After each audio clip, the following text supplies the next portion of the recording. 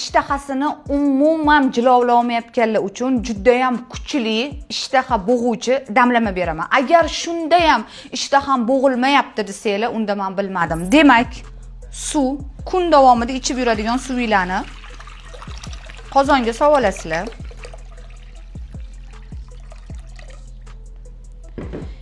Ikki qoshiq zira.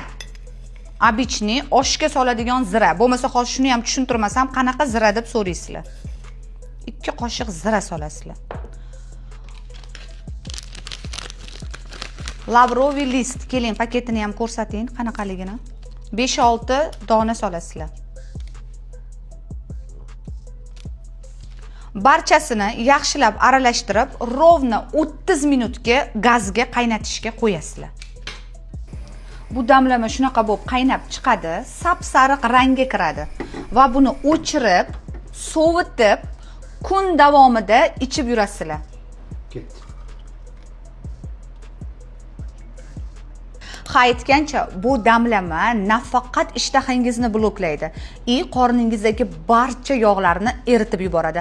Agarda qorningizda muammo bo'layotgan bo'lsa, qancha diyetalar tutib ham ozolmayotgan bo'lsangiz, hozirroq kommentariyada plus belgisini qoldiring.